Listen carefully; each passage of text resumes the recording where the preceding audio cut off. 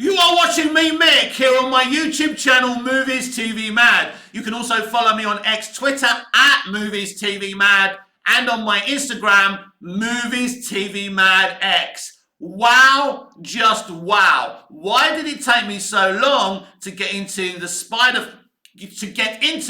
Spider-Verse party? So last night I go on to Sky and I notice Across the Spider-Verse is on there, Sky TV. And I thought, shall I just watch it? And I thought, well, no, I've never watched the first movie in its entirety. I've had this wrapped up in cellophane for a couple of years.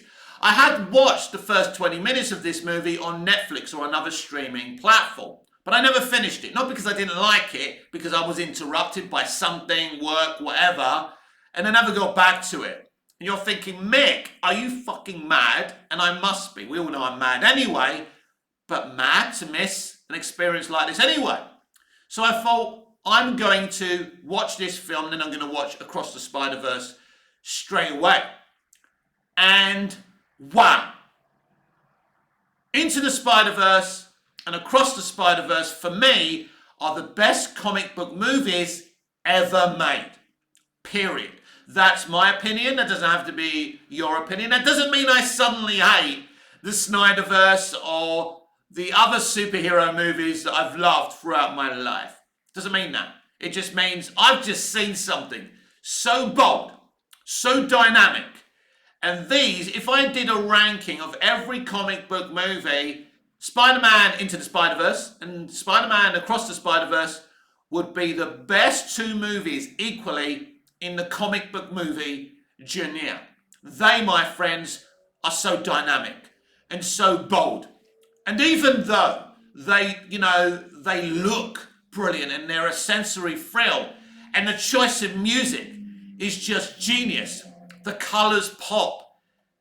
There's a visual language to these movies, and it's like you're opening up a comic book. Now, Ang Lee tried to do this with the Hulk movie and failed. But I'd always given Ang credit for attempting to give audiences that comic book experience while watching a comic book movie. Now, personally, I love Ang Lee's Hulk movie. I think it's brilliant. I think it's genius. I think he's the Zack Snyder of the Hulk universe. And I would have loved to have seen a sequel of that movie. But anyway, Lord and Miller succeed in giving you that dynamic comic book experience. And you can tell these movies are made to attract young people, and they do. But if you want your kids to watch something, it should be these two movies. There are moral lessons, there are messages within these movies, but they're good ones. They're about family and love and friendship. They're the lessons that have been the best lessons to tell your children throughout time. But these are really, really special films. And because I sit there many, many times watching modern day movies, being bored and underwhelmed and puzzled how the people were given the money to make the movies in the first place. For example, Shazam! Fury of the Gods. I can't believe that film exists. It's so bad. The Flash movie has its moments, but it isn't great. Let's be honest. Blue Beetle has its moments, but isn't great. Aquaman and the Lost Kingdom has its moments, but isn't great. Marvel Phase 4, apart from obviously, the last Spider-Man film. Now that was kind of a multiverse story. But that's another thing, isn't it? That we've seen these multiverse stories being done in live action CBMs, not that well. But this film and Across the Spider-Verse nail it. For me, I've always known that Lord and Miller were geniuses. And it made me ask the question, how can you not allow Lord and Miller to make the Flash movie they were going to make?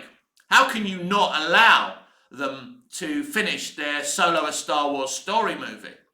I still want to see that movie. I don't think they completed the movie. There isn't a cut out there to fight for. But wow, these guys are geniuses. And they prove it. They've proved it many times before, like with the Lego movie and I think they did the Batman Lego movie as well. They are geniuses. There's no question. When you give them this type of material, they know exactly what they're doing. But this is beyond.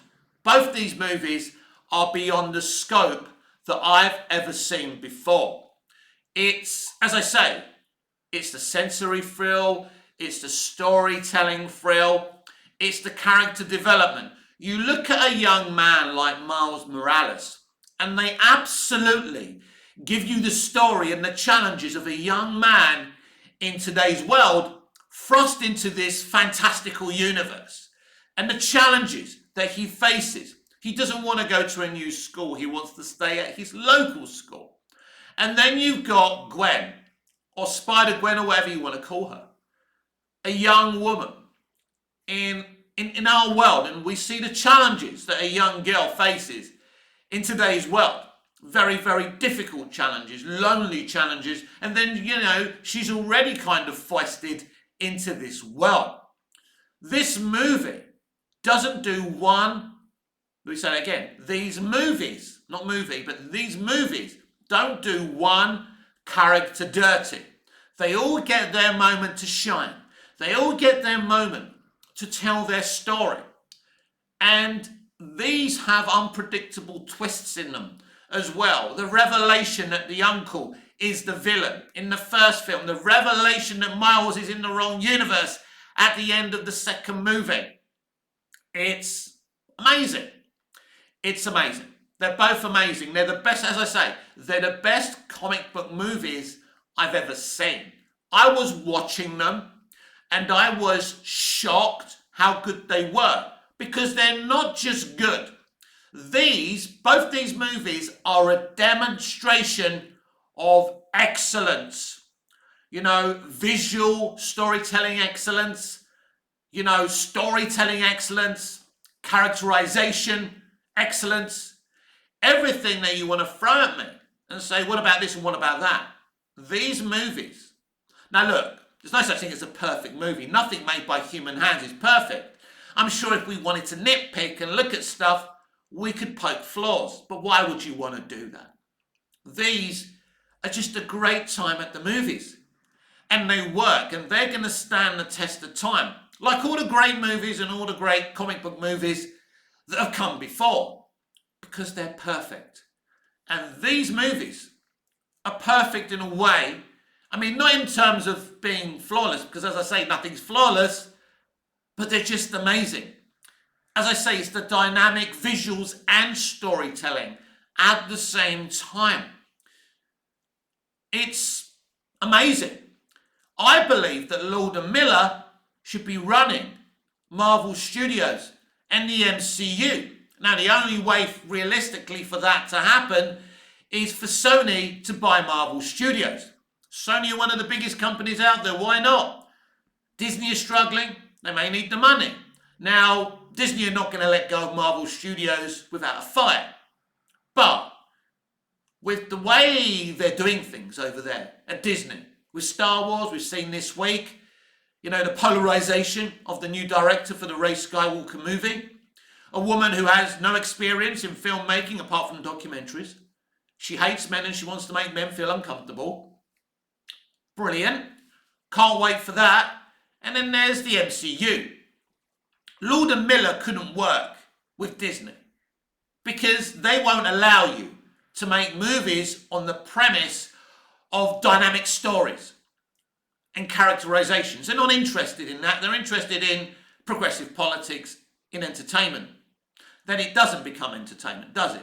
So the MCU would have to move over to Sony. So we'll see. But again, all the credit to Amy Pascal.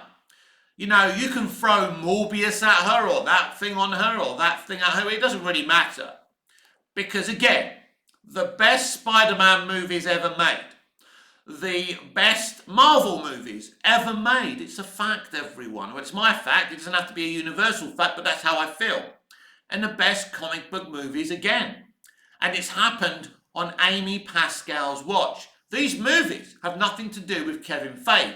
Fact. Nothing to do with the Marvel Cinematic Universe. Fact. They're better than any movie in the Marvel Cinematic Universe. Yes, that's including your Mount Rushmore of Marvel movies, whether it's Infinity War or Endgame or Civil War. I couldn't give a shit. The first Avengers. These two movies can't be challenged by anything that exists in this genre today.